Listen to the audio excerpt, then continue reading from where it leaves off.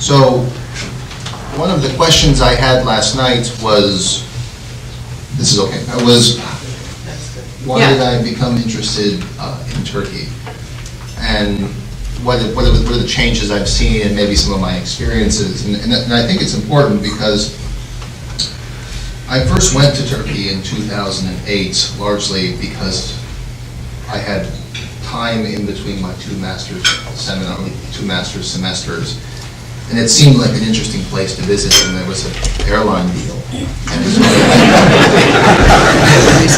And so I went, not really expecting or knowing what to do, and ended up staying at a friend's house in a small neighborhood, and not having much to do, and I just wandered around Istanbul. And then ultimately decided, because I liked politics, to learn more about the country, and so I went back in 2009, and then ultimately decided to move there in 2010.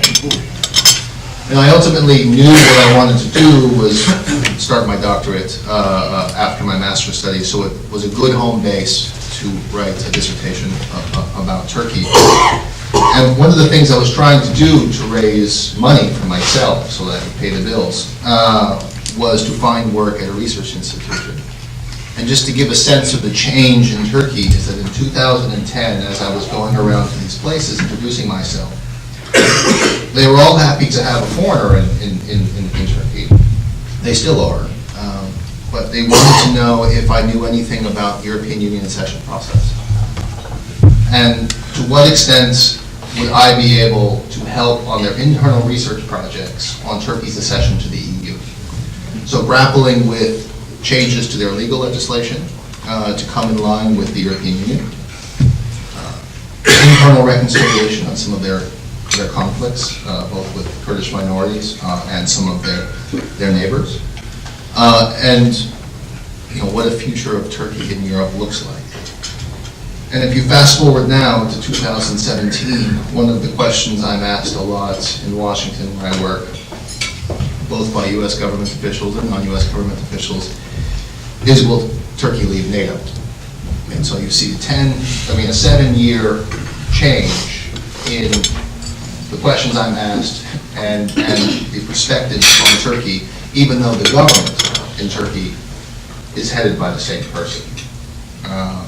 And so the question I'll discuss today is how did we get here over the 7-year period? How did we get here over the 7-year period? And I think the story starts with the current government. The current government, the Justice and Development Party, known by its three-letter acronym of AKP, was elected in 2002. And it was really a tripartite political party headed by a guy named Abdullah Gül, Bülent Arınç, and Recep Tayyip Erdogan. And the third person is the name that most everybody knows. But at the time, he was really one of three men who were heading a new splinter political party that promised Turkish voters change.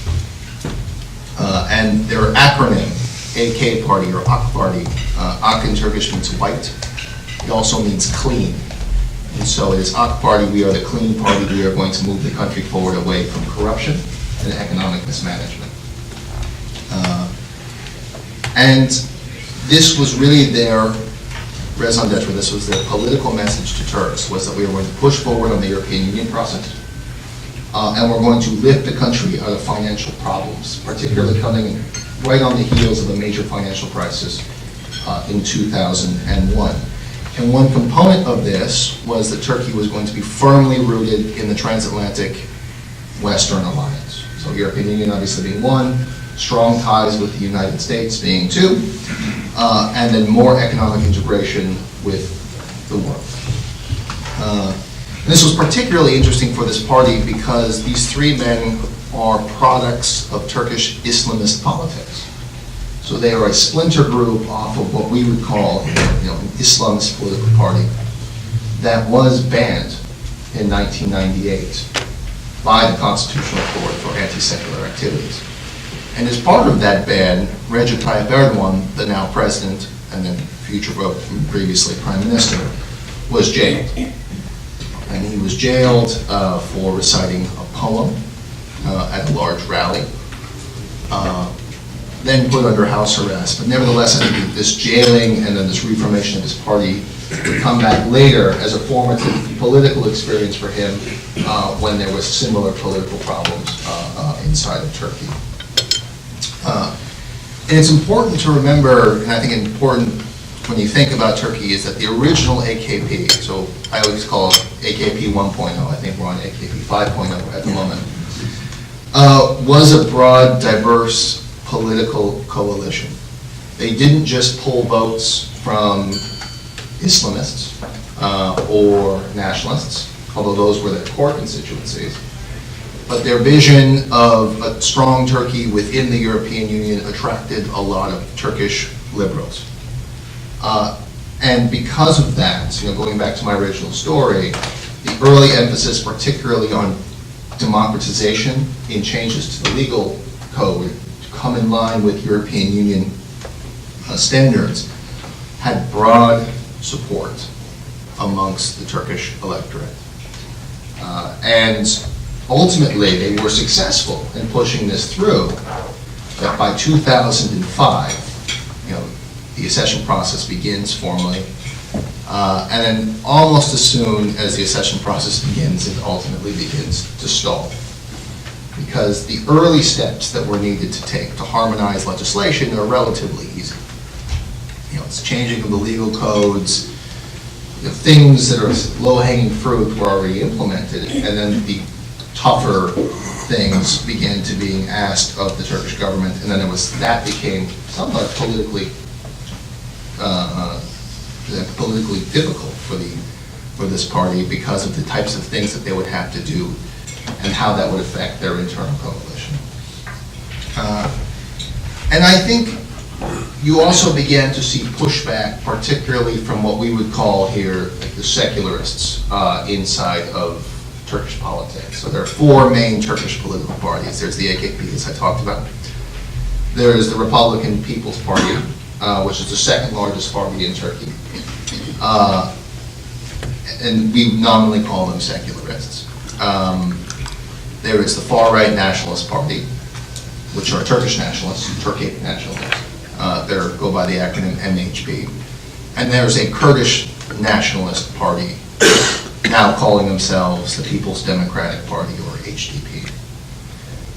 And so of those four, within that, the CHP, the main party, is typically one we would associate with, to use lack of a better term, older Turkey. They are the party that has a lot of buy-in from certain elements of the military and a lot of elements of the Turkish bureaucratic state are pulled from these cadres because the CHP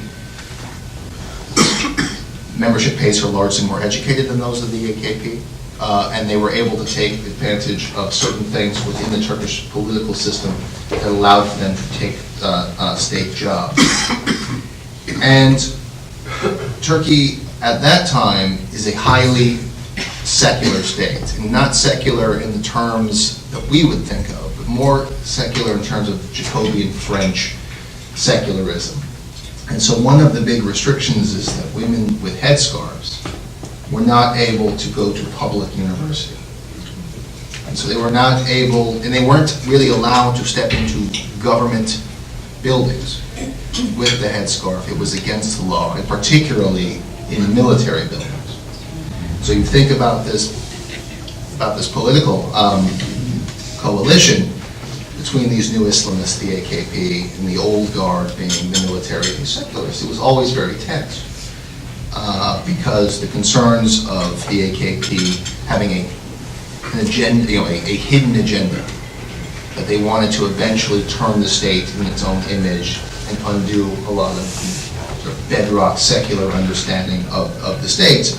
And the headscarf issue I've always thought of as similar to our abortion issue. It was a very contentious political issue that both sides used as a wedge to drive out political votes. The AKP couching it within the terms of democratic freedoms, and the opposition also couching it in terms of democratic freedoms, and then that fight.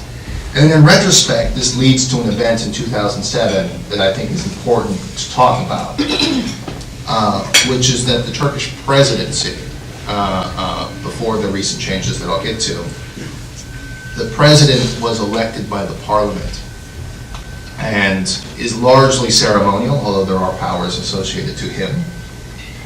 And that at the end of the term of the old president, who came from the secularist cadre, the AKP announced that he would put forward that first guy I talked about, Abdullah Gül, one of the three founders of the party, who actually served as prime minister for a short stint before Erdogan was able to come in.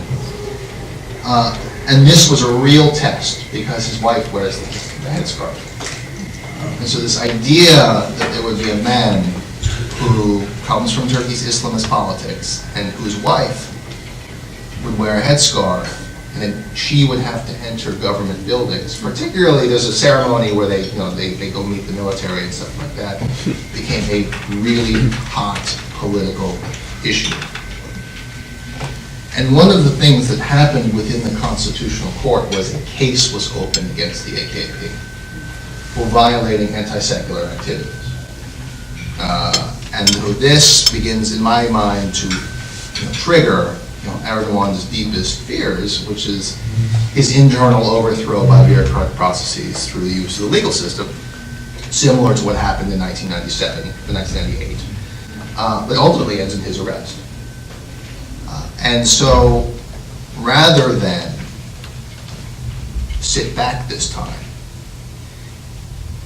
his party held early elections. And they go to early elections in early 2008, and there was this is the one time that the AKP, it is the highest vote totals they've ever received, is that the state themselves said that they were done with these things. They were sick and tired, the voting populace was sick and tired of these things. It was not the military's place or the Constitutional Court's place to ban or outlaw a political party. And this political party has done well for us. The legal code has changed, the economy is growing, they're governing effectively. This is not the time for this. And they were able to grow their seats in the parliament. Erdogan was given a new mandate. And then this groundswell is moving in parallel to this court case that they ultimately succeed. In a split decision of the court, I believe 5-4, that says they weren't, that the party can stay open. They were still censured, but the party can stay open. I think and so Abdullah Gül becomes president, and so you now have a new face, as the AKP likes to call it. You have a new Turkey, a more democratic Turkey. Still has a foot in the West with the European Union, but their president, wife, has a headscarf. And they had defeated the old forces. Now, at the time, me included, we talked about this as a great step forward. And I think it could have been, but it wasn't. And this ultimately gets to what is one of the main drivers of the problem between the U.S.-Turkish relationship. There's a man named Fethullah Gülen. He's in the news a lot. He too was persecuted in the late 1990s.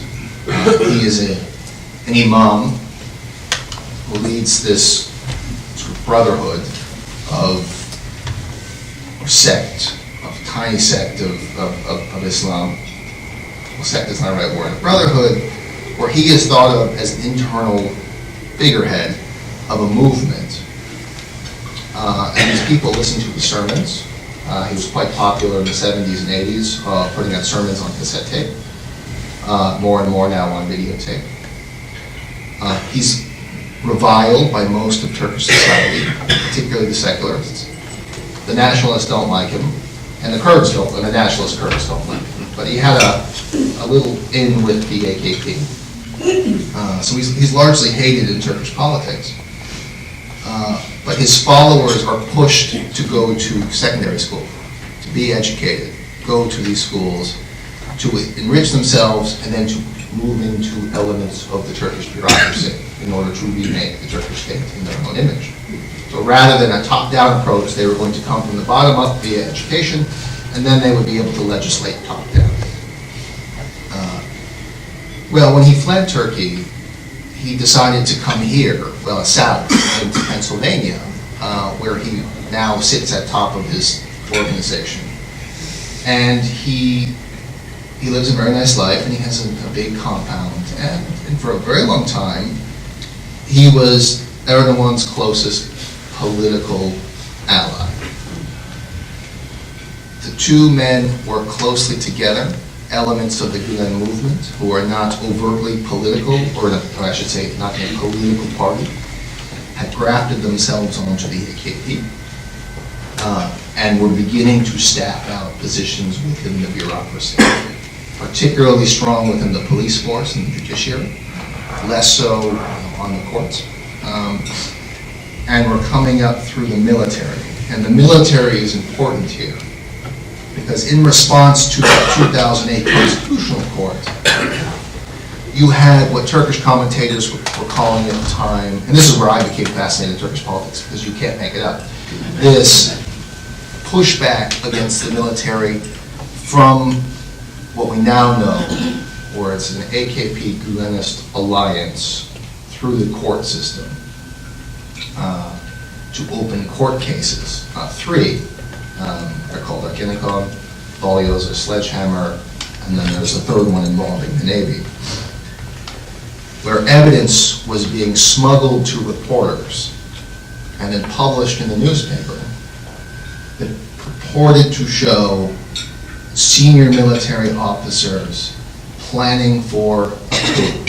And the way they were planning for a coup was that they would set off a series of attacks in mosques or religious sites that would prompt left-right violence in Turkey, that would ultimately lead to civil unrest, that would then result in the military coming out on the streets to impose order, and in doing so toppling the civilian government. Which is not far-fetched in Turkey, because this is what happened in the 1970s, but this is the makings of these court cases.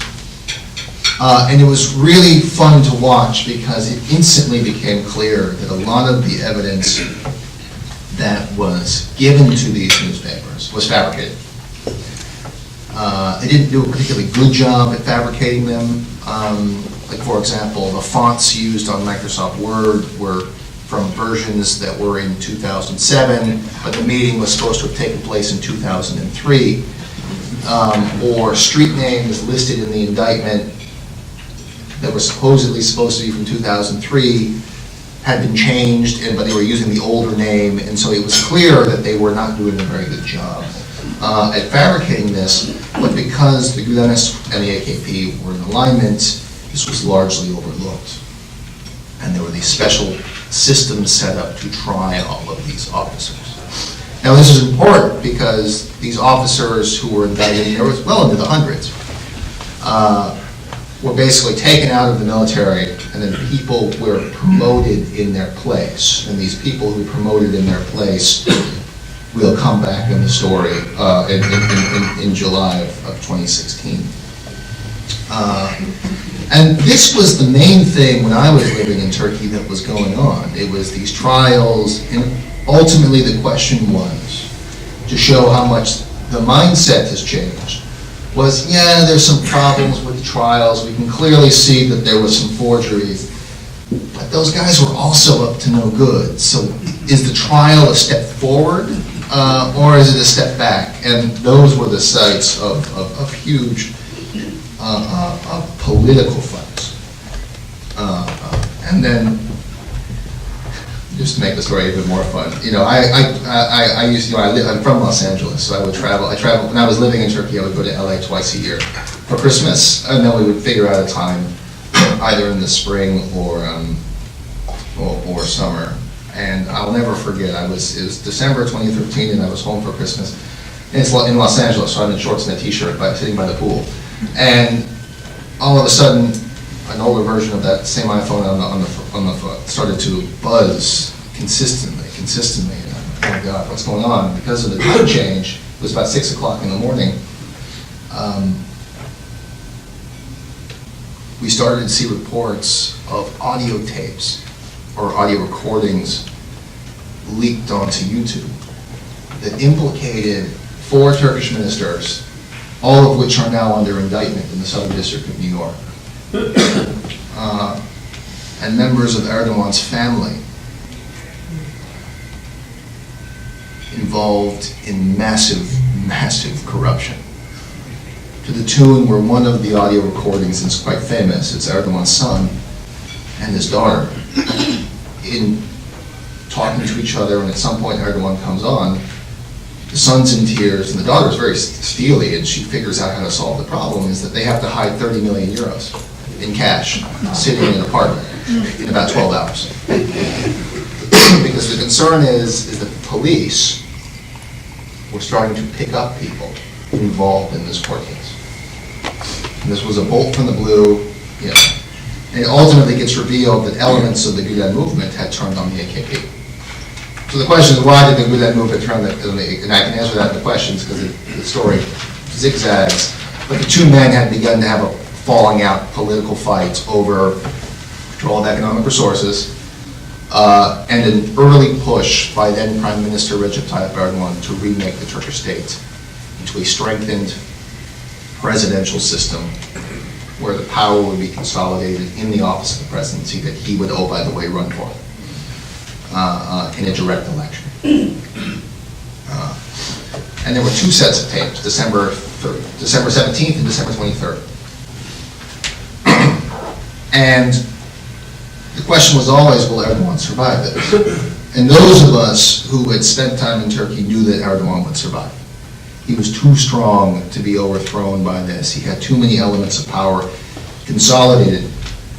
But in order to survive, we begin to see what continues to take place today, which is the purging of those Gülenists who had been encouraged to join the bureaucracy. Starting in 2002, fast forwarding after the Constitutional Court case, the headscarf in 2007 to 2008, the height of the AKP Gülenist alliance with these three trials I talked about, 2008, 2009, 2010, the rupture in 2011, and ultimately all falling apart with the YouTube recordings. And then the beginning to purge out of these Gülenist allies within the bureaucracy. And as the story goes, one element that was on the list to be purged out were those same officers who were promoted in 2008 and were now at the top of the Turkish military. And so Turkey promotes their officers every August. And so as the August meeting approached, there was speculation about what these people are going to do.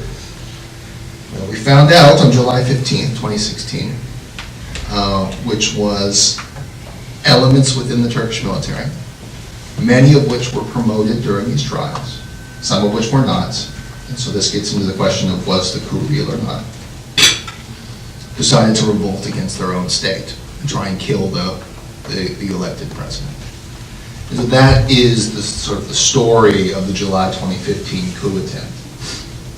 And one of the great examples of how coup-proofing often comes around full circle and weakens your institutions. And that coup attempt, I know there's questions, was it real? Did Erdogan stage it to consolidate some domestic political power? Even the main opposition party, the CHP, says it was a controlled coup, and what they mean by that is that the state knew it was coming and let it unfold, knowing that they could easily defeat it. I don't believe that.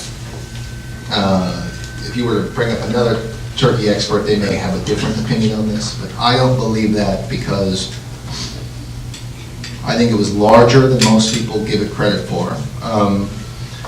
There's not really a rich anthology of why coups fail. I mean, there is, but we never, in terms of how many people are initially involved versus how many people end up involved, they go along for the ride. There were flip-flops within that coup between the police forces who pledged allegiance to the coup plotters, and then once they realized the coup was going to fail, they switched back to the other side, you know, and so it's hard to tell. But the thing that really sways me is that Erdogan was cut off and isolated. He goes on vacation for Eid every single year. He always goes to the same resort. It's a political crony that operates a very nice hotel down on the Mediterranean resort. And he always goes there with his family. And so he was cut off from Istanbul and Ankara, the two main cities in Turkey. And he couldn't communicate, and the way he communicated was he dialed into CNN Turk through FaceTime. And they basically held the FaceTime up to the TV camera, and he's speaking to the nation through the TV camera. And he's clearly afraid. He's stumbling over his words. He's sort of wide-eyed and a little buggy because I think he's concerned that he's going to be killed. And he calls his people out into the streets. They were already there, but he sort of doubled down on that. And he's not that good of an actor. And so that's why I ultimately come down to why I think the coup was real. And in the wake of the coup, they installed a state of emergency. And so now he basically rules by decree. And what the most important fallout from the coup is political. It's that in his efforts to consolidate political power in this new presidential system, it required a change in the Constitution. In order to have a referendum on the Constitution, you have to get 330 votes in the Parliament to pass it out of the Parliament and then go on to a public vote, yes or no. Up until that point, the AKP had 317 seats, so they were 13 seats short. And all three political parties, the CHP, MHP, and HDP, were united against it. So this would be authoritarian, this would consolidate political power, this is a bad thing for Turkey, we want to stay a parliamentary democracy. That third party, the MHP, which are really cultish and very strange people, they fractured themselves, and then half the party chose to vote with Erdogan for political reasons. And so they went over the 330 mark with the extra votes from the MHP MPs. And then in April 2017, you had the up or down vote about whether or not to change Turkey's constitution, held under a state of emergency, held under, it was unfair practices. And I'll switch to something else, a low-level insurgency in the southeast. The AKP got 51.4% of the votes for yes. Very credible allegations of vote tampering. But it's a narrow victory, ultimately to change the country's constitution, completely remake the state in preparation for what will be the first elections for the strengthened presidential system, of which Erdogan will run for president. His term limits will reset in November 2019. And this is the big move in Turkish politics. Is November 2019 is the date to circle on your calendar. While in parallel to this, the country, the AKP has latched on to a narrative, a very nationalist narrative, because of the changes in their voting base, one of which is Fethullah Gulen is the enemy of the state, number one. And we have to continue these purges. And so the numbers, particularly after the coup, are staggering. Over 100,000 people have either been fired, arrested, or purged from their government positions, or positions where the government has influence over appointees, which in Turkey is a lot. Like university rectors are appointed by the central government. And those purges continue today. And then the other half of this is, I would call anti-Westernism, largely focused on anti-Americanism. So the party of 2002, the West is no longer, we don't want to be in the West, because the West is actually an enemy. Now, why do we say this? It has a lot to do with that man Fethullah Gulen, still down the road, and the Turks would like him extradited.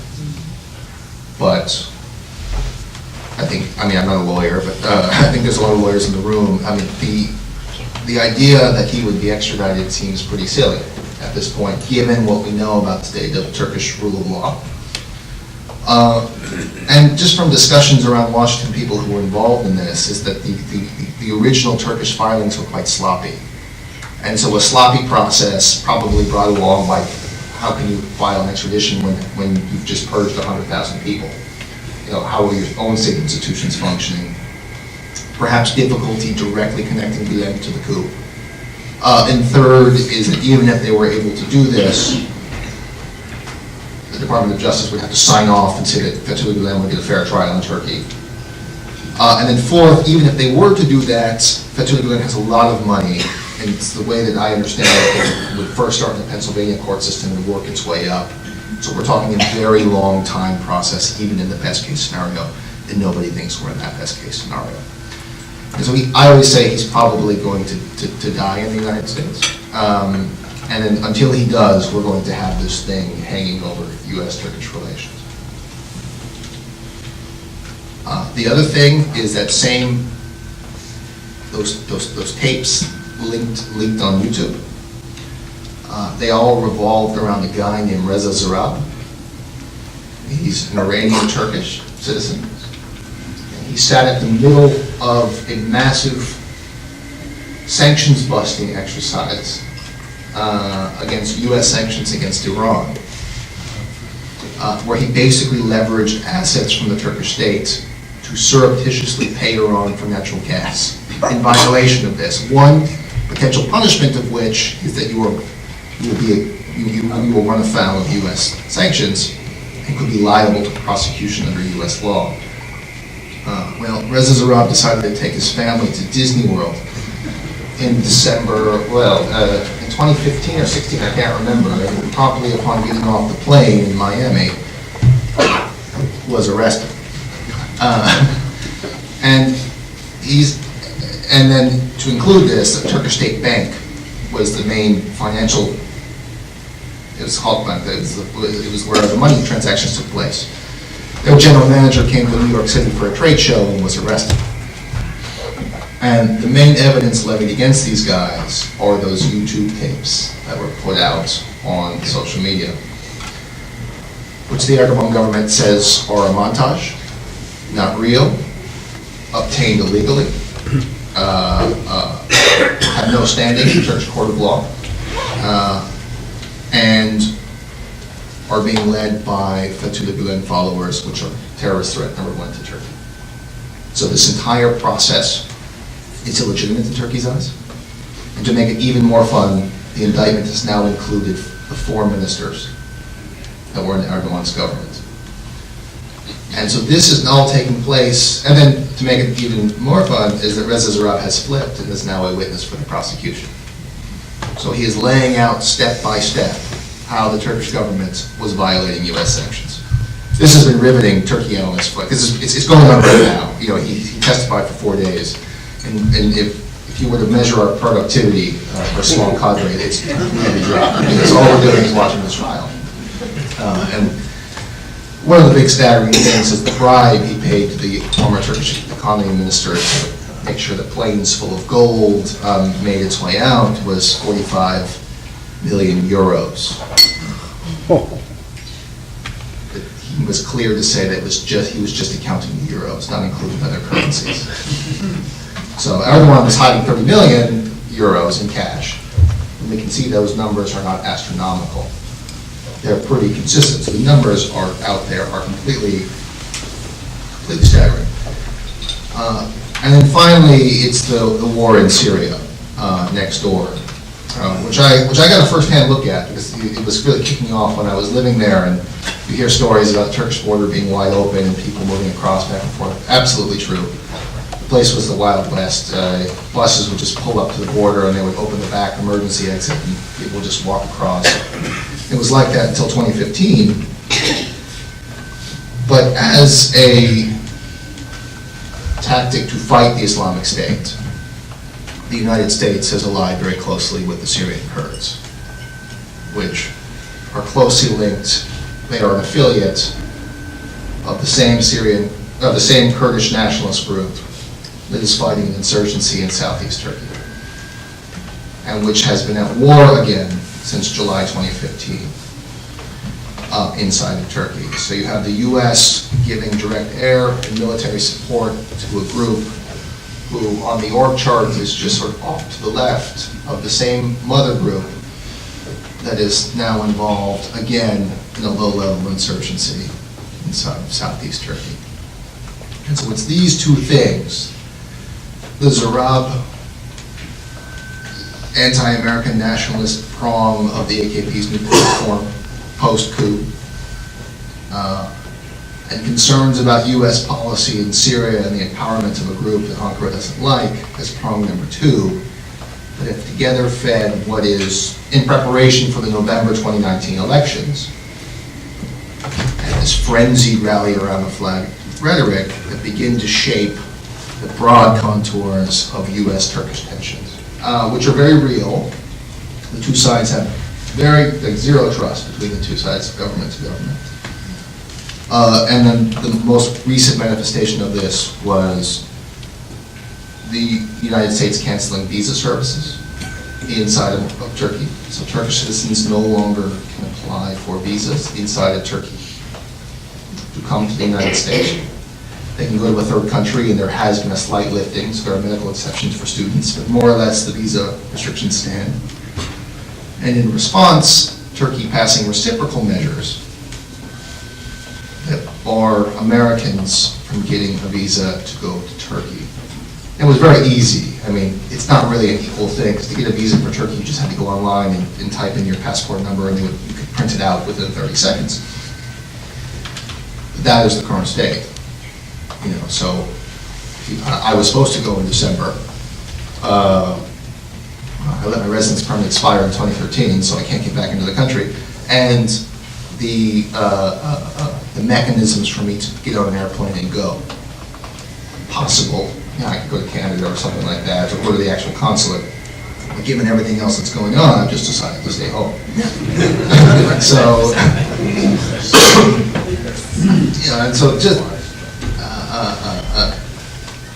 this is the current state. And so somebody asked me last night, is the US government focused on Turkey, and is it a priority for the State Department? Absolutely. It's a massive priority for the State Department and the Department of Defense, but in this weird way that we're reacting and trying to keep the building from completely collapsing, rather than just doing maintenance on the building to ensure that it looks nice from the curb.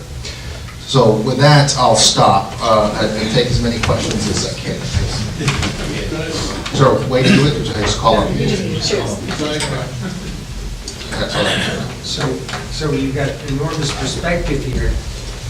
We shouldn't say anything about General Michael Flynn, his involvement in Turkey and what may have to do with Donald Trump and Steve Bannon and stuff like that. The story is so complicated,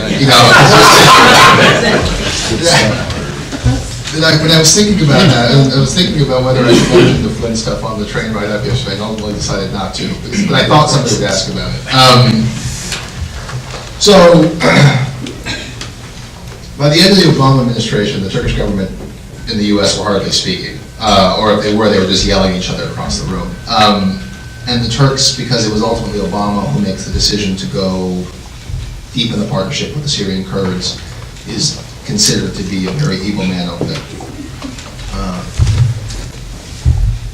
Hillary Clinton in the second debate mentioned, she got asked a question about the Islamic State. She gave some boilerplate answer about arming the Kurds. Well, we don't think anything of that, but that set off alarm bells inside of Ankara. And then her husband, either in the early 2000s, mid-2000s, or mid-1990s, received an award from Fethullah Gulen outlet in New York as one of these interfaith things, because they do a lot of interfaith dialogues. So he was the speaker or something along those lines, and he got a plaque. His picture's there. So the Turkish government, beginning in October, were openly lobbying for Donald Trump to win the election. And in their own domestic press, were writing stories that Trump would save the world.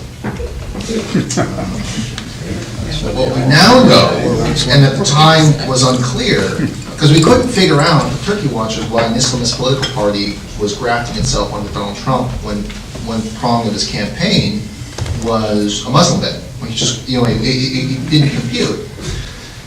What we now know is through a businessman who I've actually met. They were lobbying through Michael Flynn for, I guess, the rendition of Fethullah Gulen. Whether or not that's true, I think we're going to find out as we learn more about but Michael Flynn was involved in, if you spend time in Washington, Turkey does a lot of lobbying, and a lot of it is pushed on the anti-Gulen stuff, and so he was going to be one pillar of that.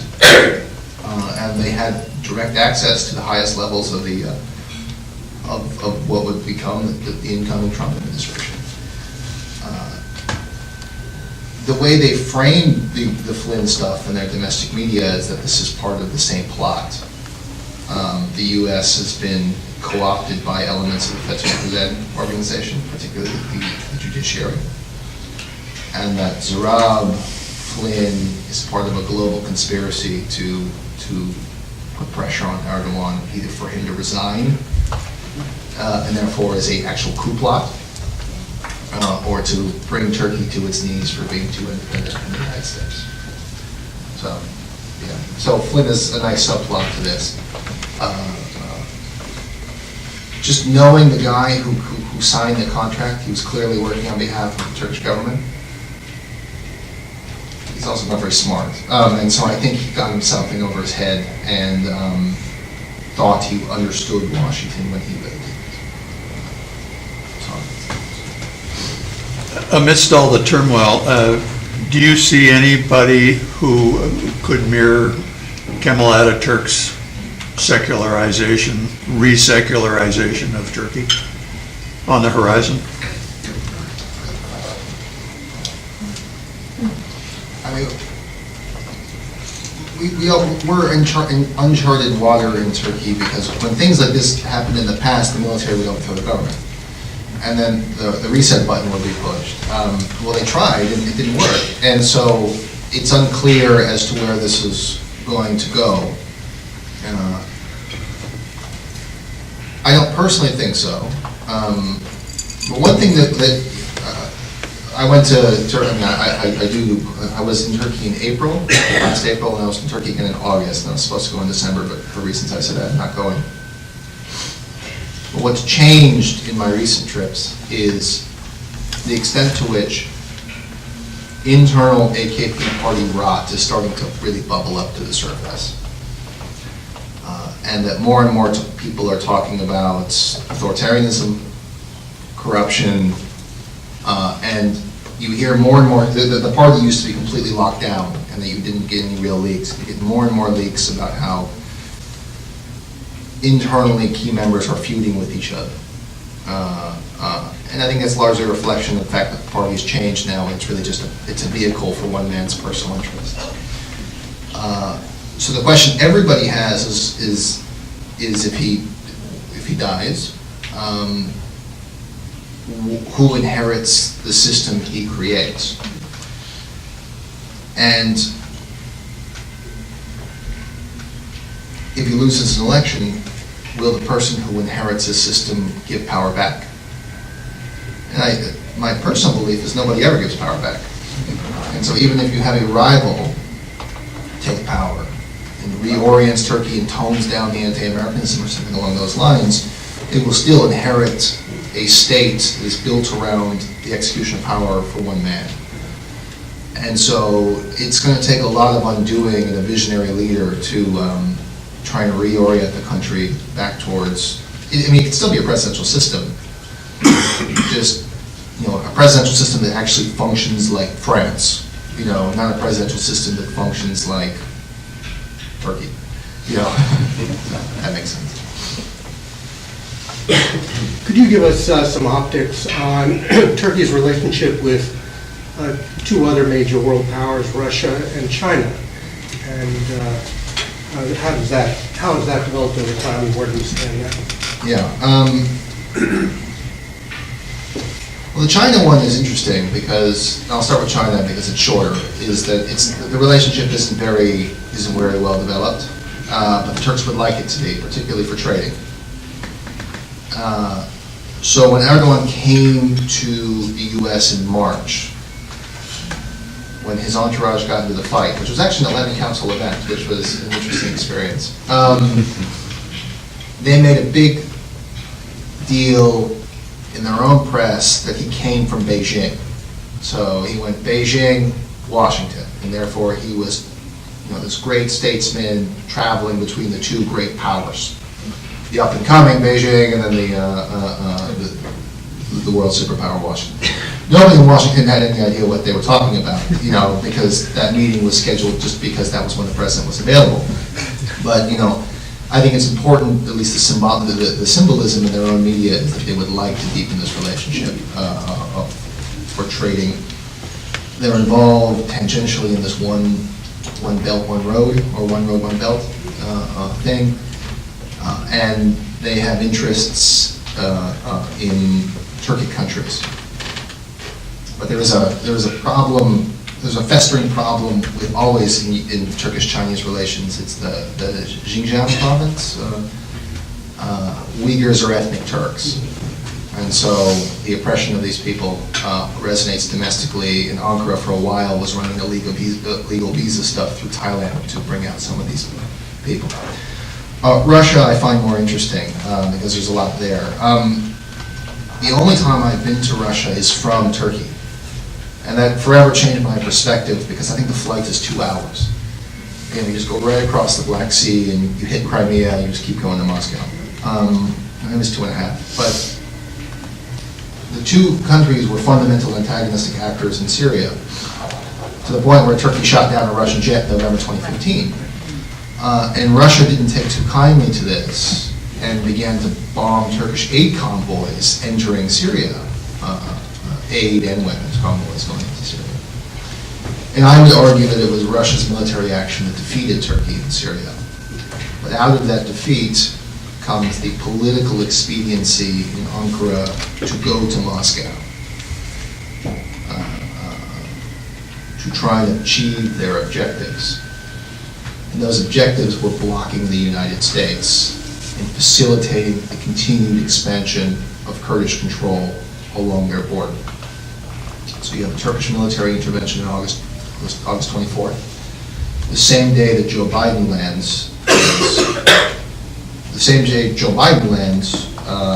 as a show of solidarity after the failed coup. And so there's clearly some games being played in Ankara about that. And then that relationship has become iterative to where Erdogan and Putin, it's an odd month where they don't speak on the telephone. But the way I think about it is it's purely tactical, it's transactional. I always describe it, it's like the facades at Universal Studios. It looks nice from the outside, but if you look behind the building, there's not much there. And those processes continue. But one thing that the Russians are okay with is Kurdish empowerment in Syria. So you're going to run into that problem down the road. Second to that, there's the economic things. Russia is the number one producer and supplier of Turkish natural gas. They're building a pipeline across the Black Sea that will feed Istanbul. They're building a nuclear power plant down in southern Turkey. Russian tourists are the largest that go to Turkey. So if you go to the Mediterranean resorts in certain areas, the second language spoken, well, their first foreign language being spoken is Russian, not English. And after the jet shutdown, Russian sanctions on the Turkish economy, blocking tourism and Turkish agriculture exports, really took an effect. And so a lot of the movement that you see is restarting of economic to economic cooperation that was already there, but that was put on hold between after the sanctions. And then finally, Russia doesn't care about Turkish human rights violations. So you'll never see a Russian Ministry of Foreign Affairs annual report on human rights around the world. You know, when you get it out of the State Department, and the Turkish chapter's got pretty large. So, all of those together. So my question is twofold. So one, there's the visa crisis going on right now. Where do you see that going in the future? Do you think it will be resolved anytime soon? And then second, we were talking about this a little bit before, what do you see as possible sanctions when Turkey, if they go through with purchasing missiles from Russia? Yeah, just to explain. So the visa thing came about is that as part of, the Turkish government has arrested 2 Turkish nationalist consular, foreign, I don't remember the exact terminology, but the Turks who work with the U.S. missions. One is in Adana, where the big Incirlik U.S. airport, well, it's a Turkish Air Force base, but the U.S. has access to it, Incirlik, and the other is in Istanbul. And the first guy's name is Hamza Uluçay, who was, by all accounts, like the heart and soul of the Adana thing, because he's been there since the 1980s, and so he was a key, U.S. firms, U.S. personnel moving into Turkey, wanting to get Turkey 101, who should I talk to, this guy, put everybody in touch. He was picked up for being a member of the PKK, the Kurdish nationalist group fighting in southeast Turkey. Second guy was named Metin Topuz, who worked with the DEA on drug enforcement issues, and he was a liaison between Turkish law enforcement and American law enforcement. And they picked up his wife and kid and interrogated them because, as the story goes, he has 2 houses. He has most Turks had a summer house, and then his main residence. They busted in the door of his main residence, but he was at a summer house, but his wife and kids were home, and so they pick up the wife and kids. So that's, they let him go, and ultimately issued an arrest warrant for this guy and then pick him up. That's the backstory for this. Then in retaliation, the U.S. had finally had enough, and they retaliated by stopping the issuing of visas. The way it's been described to me is that you go back to normal visa things when Turkey goes back to normal. And by going back to normal, just treating U.S. consular and diplomatic people like they should be treated. And given that, I don't see this is going to go on for a little while. Because they have since said that the second guy, he's now gone to trial for being related to the Gulen movement. And why do they say that? Because back when, remember those trials I was talking about? He was the U.S. linked to those trials.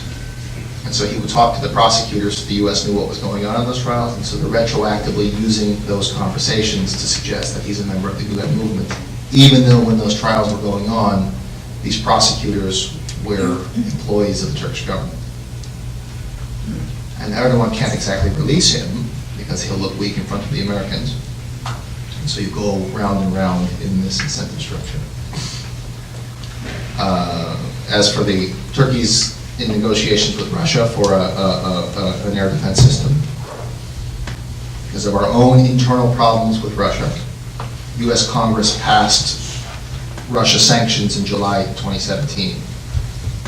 It's the Something Stand Against America's Adversaries Act, I can't remember the exact name, outlining sanctions against Russia, Iran, and North Korea.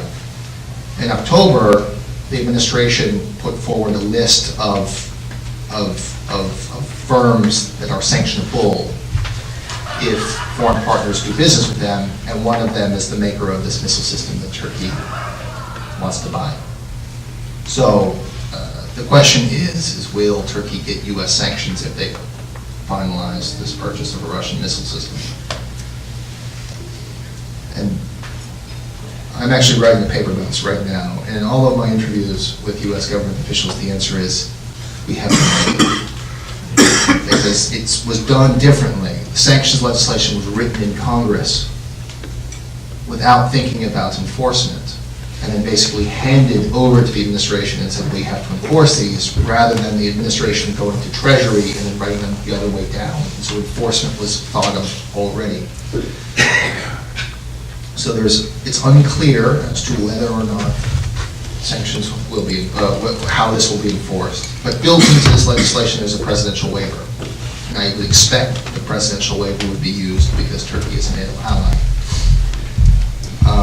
But because Turkey is so unpopular, particularly in Congress, that could be an unpopular move by the president. And so there could be upward pressure for the president not to do anything and for sanctions to go through. And what you would hear always is secondary sanctions. Turkey co-produces a lot of stuff for U.S. defense stuff. Is those export licenses or those co-production arrangements being affected? Sorry, go ahead, last question, I'm sorry. I'll take three. And we can take three at once. You gotta negotiate with Kay. Answer quickly. The State Department is reputed to be being gutted, and how is that affecting, are these people in the State Department have a history with Turkey, have they been affected by this move to gut the State Department? Okay.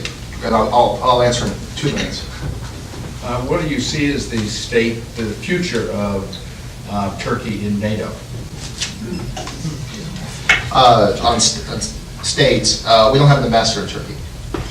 So yes, it has been affected. Nobody knows who the next ambassador will be. There's been fits and starts and stalls, I guess, as to who this person will be. And so the second in command, the DCM, is in charge of Ankara, Embassy Ankara.